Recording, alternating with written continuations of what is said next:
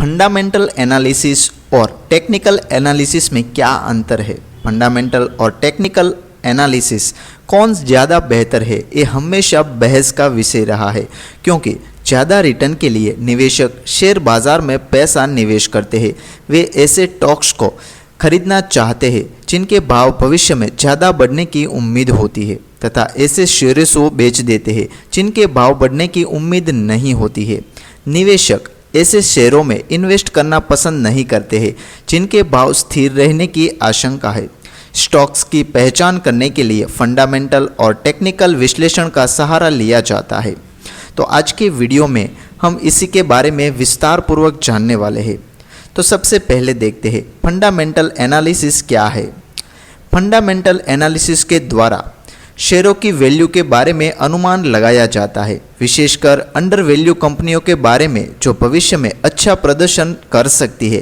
Fundamental analysis के द्वारा बाजार जैसे कि कमोडिटी तथा करेंसी का भी विश्लेषण किया जा सकता है। किसी भी कंपनी का फंडामेंटल एनालिसिस करके आप कुछ टूल्स का इस्तेमाल कर सकते हैं।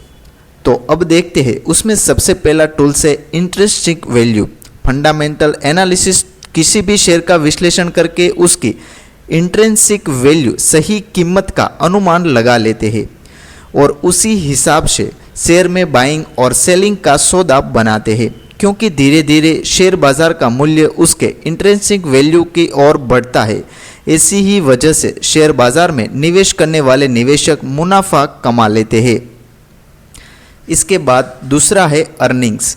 किसी भी कंपनी में निवेश करने से पहले निवेशक उसकी कमाई देखते हैं, क्योंकि कंपनी की अर्निंग्स के द्वारा ही उसके भविष्य की ग्रोथ की संभावनाओं को समझा जा सकता है, क्योंकि इसी में भविष्य में कंपनी के शेयरों की कीमत तय हो सकती है। इसके बाद है profit margin. Profit margin company के लाभ सभी खर्चों को काट कर अनुपात में लेते हैं जो कंपनी के रेवेन्यू से डिविडेंड होता है। प्रॉफिट मार्जिन बिक्री से हुए लाभ की तुलना करता है। 10% प्रॉफिट का मतलब है कंपनी प्रत्येक रुपए के रेवेन्यू पर 10 पैसा कमा रही है। इसके बाद आता है रिटर्न ऑन इक्विटी।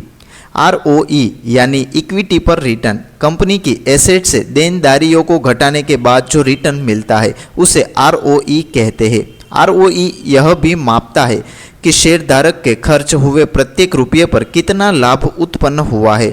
ROE एक मीटर है जो कि पता लगाता है कि कंपनी रिटर्न उत्पन्न करने के लिए अपनी इक्विटी का कितना अच्छा उपयोग कर लेती है।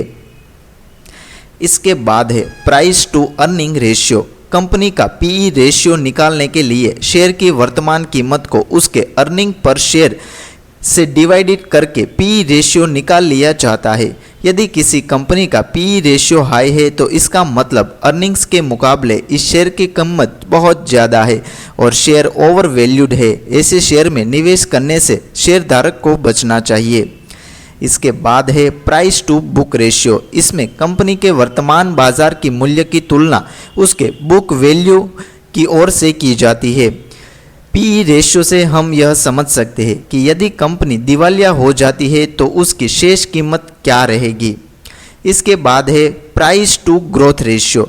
PEG रेशियो निकालने के लिए कंपनी के PE रेशियो को उसके 12 महीने की संभावित ग्रोथ रेट से डिवाइडेड कर देने से कंपनी का PEG रेशियो निकाला जाता है।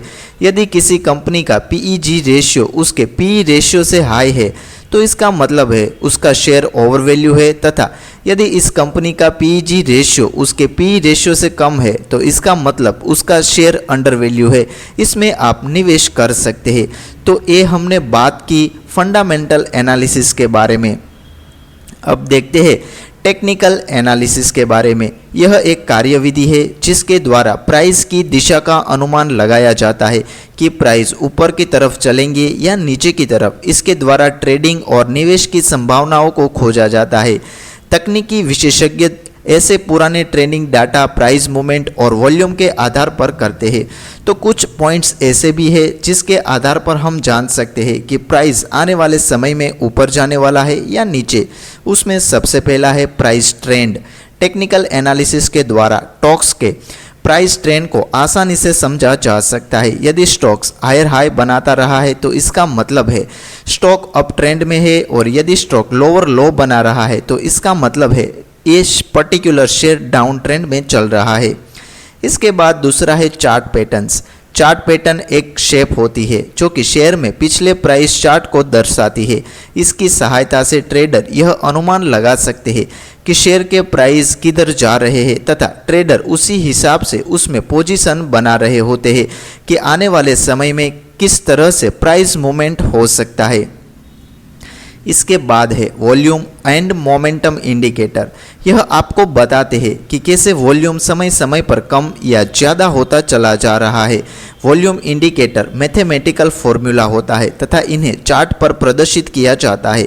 प्रत्येक इंडिकेटर के अंदर अलग अलग फॉर्मूला अपनाया जाता है। ट्रेडर को अपने हिसाब से बेस्ट इंडिकेटर का उपयोग करना चाहिए और इसके लिए वे बेहतर ट्रेंड को कैप्चर कर सकते हैं।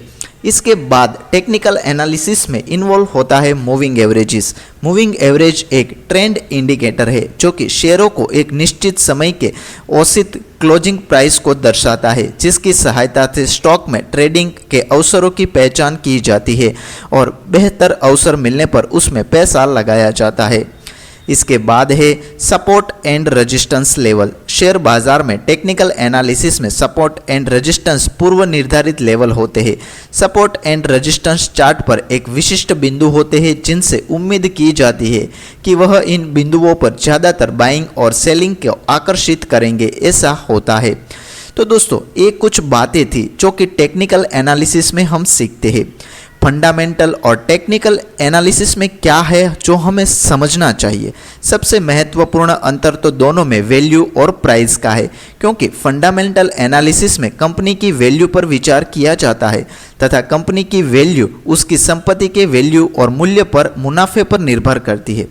फंडामेंटल एनालिसिस कंपनी में निवेश करते उस शेयर की वैल्यू तथा उसके वर्तमान बाजार भाव को बहुत अधिक महत्व देती है, तथा टेक्निकल एनालिसिस के अंतर्गत चार्ट को देखकर उसकी भविष्य की कीमत का अनुमान लगाया जा सकता है। चार्ट पैटर्न अक्सर खुद को दोहराते रहते हैं क्योंकि ट्रेडर समान परिस्थितियों में हमेशा एक जैसा व्यवहार करते हैं।